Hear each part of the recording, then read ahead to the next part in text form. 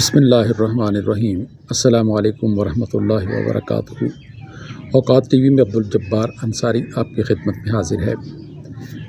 पिछले दिनों शेख रशीद ने मीडिया पर बयान दिया कि 9 मई का वाक़या जो है वो ठीक नहीं था। मतलब उन्होंने आर्मी के कुछ अफसरान के नाम लिए उनकी तारीफ़ भी की। तो वो प्रोग्राम मैंने सुना है सारा। अच्छा, एक पंजाबी चैनल है बंदे का यूट्यूब का, वो उस पे उसने अजीब सा तबसरा किया। कहता है, उसने कहा कि न्याज़ी जो है वो लानती किरदार है। उसने मेरे ख़्याल में कोई ऐसी बात नहीं की।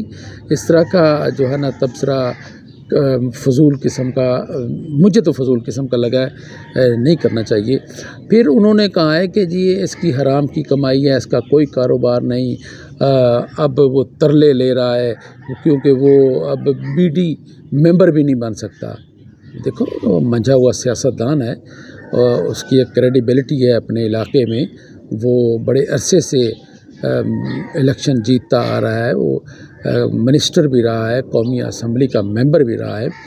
तो ये उस बंदे का तबसरा मुझे तो, मेरी समझ से तो बालातर है। फिर उन्होंने उनके खाने पीने पे भी एतराज़ किया है। कहता है जी ये नाश्ते में 35 नान और बड़ा एक प्याला पाए का, उसके साथ वो 35 नान खाता है। तो उन्होंने कहा है कि आटे की में किल्लत जो है या आटे का बहरान है, उसके ज़िम्मेदार शेख रशीद है। भाई वो 35 खाए या 40 नान खाए, आपको क्या एतराज़ है? वो अपने पैसों से खाता है, जिस तरह भी खाता है। तो पहली बात तो ये है कि ये तो बात मेरे मानने में तो नहीं आ रही कि वो 35 नान एक बंदा खाएगा। मेरी समझ से ये बालातर है। बहरहाल ये मुझे भी बड़ा अजीब सा लगा है। ये मैं कम से कम अपने तौर पे इस पे इत्फाक नहीं करता। दूसरी तरफ उसी बंदे ने जो पंजाबी चैनल उसने बनाया हुआ है, अभी मैं उसका नाम नहीं लेता, ज़रूरत पड़ी तो नाम भी लेंगे।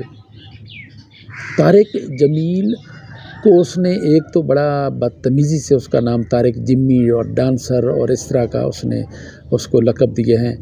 और फिर उन्होंने ये भी कहा है कि मेरी उस तफ्तीशी से बात हुई है, मैंने वहाँ से डिटेल ली है। और तारिक जमील का बेटा जो है वो जायदाद के तनाज़े पे उसने ख़ुदकुशी की है। और उसने ये भी बंदे ने बताया कि घर वालों ने आसिम जमील को ज़ंजीरों में जकड़ रखा था, जिसकी वजह से वो ज़हनी मरीज़ बन गया था, क्योंकि वो अपना हिस्सा मांगता था, ये उसको हिस्सा देता नहीं था। फिर उन्होंने बताया कि उसका कोई कारोबार नहीं है, उसकी हराम की कमाई है। हमें तो पता चला है कि उनका रेशम का कारोबार है और बड़े वसी पैमाने पे कारोबार है। तो उसका मैं भी इस बात से इत्फाक नहीं करता कि हराम की कमाई और इस तरह की बातें। और फिर उसने आज एक इंकशाफ किया है कि शेख रशीद का एक बेटा है, वो दुबई में रहता है, 7 साल उसकी उसने उम्र भी बताई है। और उसने कहा है कि शेख रशीद जो है ना वो मुल्क दुश्मन है और उसको अब मुल्क छोड़ देना चाहिए, पाकिस्तान छोड़ देना चाहिए, उसे अपने बेटे के पास दुबई चला जाना चाहिए। उस बंदे ने शेख रशीद के बारे में कहा है कि वो शेख रशीद जो है वो गेट नंबर 4 की पैदावार है और वहाँ से ये आया है। और फिर उन्होंने ये भी कहा है कि शेख रशीद ने जो अभी बयान दिया है ये पहली किस्त है। दूसरी किस्त में ये न्याज़ी, अलीमा ख़ान, पीरनी जी, इनके और तहरीक पाकिस्तान के जो कारकुनान हैं, उनके ये बड़े बड़े स्कैंडल सामने लाने वाला है। भाई लाने वाला है तो फिर आपने जब ये बता दिया तो फिर आप उनके बताएं कौन कौन से स्कैंडल लाने वाला है। ऐसे हवा में तीर मेरे ख़्याल में तो उसने चलाए हैं। देखते हैं अब कौन कौन से स्कैंडल आते हैं। फिर उन्होंने कहा कि ये पहली किस्त है शेख रशीद की, अभी दूसरी किस्त जो है ना वो इसकी आने वाली है, जिसमें ये बहुत बड़ा खड़ा करने वाला है। तो हम अब बात कर रहे थे कि उस बंदे ने जो तारिक जमील जिसे उसने तारिक जिम्मी कहा है, अजीब अजीब से अलक़ाब दिए हैं। मुझे तो अच्छा नहीं लगा मौलाना तारिक जमील के हवाले से इस तरह की बात करना। तो ये जो बातें हैं अजीब है। बस इंसान को बाज़ औक़ात सख्त बात के लिए नरम लफ्ज़ों का सहारा लेना पड़ता है और लेना चाहिए। मेरे ख़्याल में वो ज़्यादा मौसर होता है।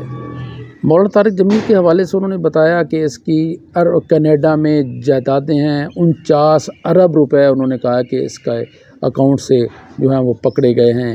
फिर उन्होंने कहा है कि ये जो है ना ज़मीनों पे कब्ज़े करता है और बड़े इसकी जायदादें हैं, बड़ा अरबों खरबों की इसकी जायदाद है, बड़ा माल है।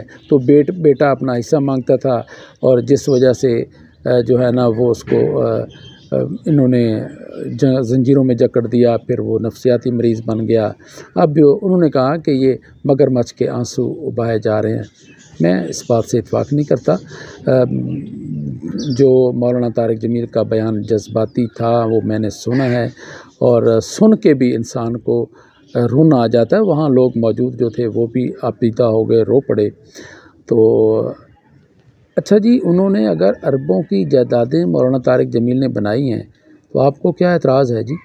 कोई पैसा बनाना, जायदादें बनाना कौन सा जुर्म है?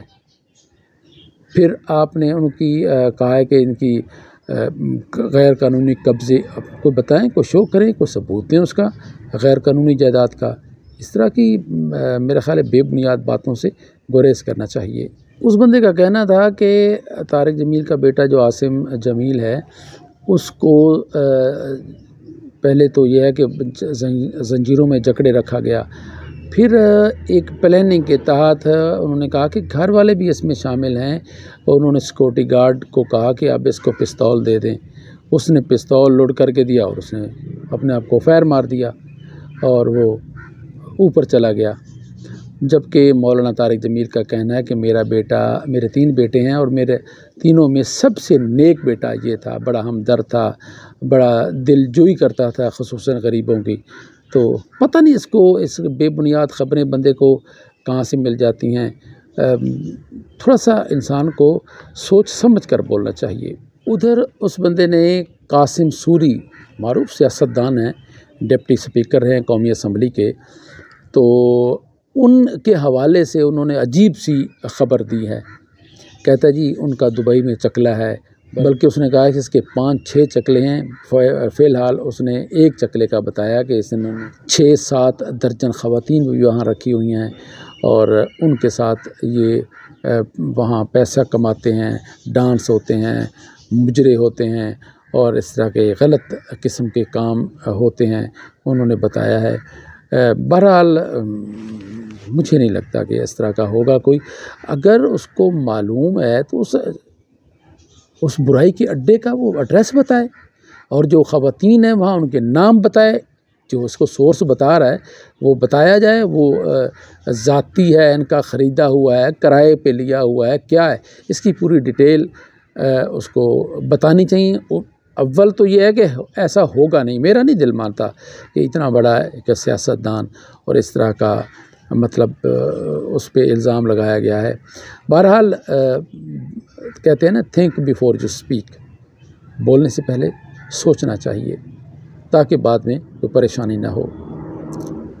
अब्दुल जब्बार अंसारी को इजाज़त दीजिए। अल्लाह हाफिज़।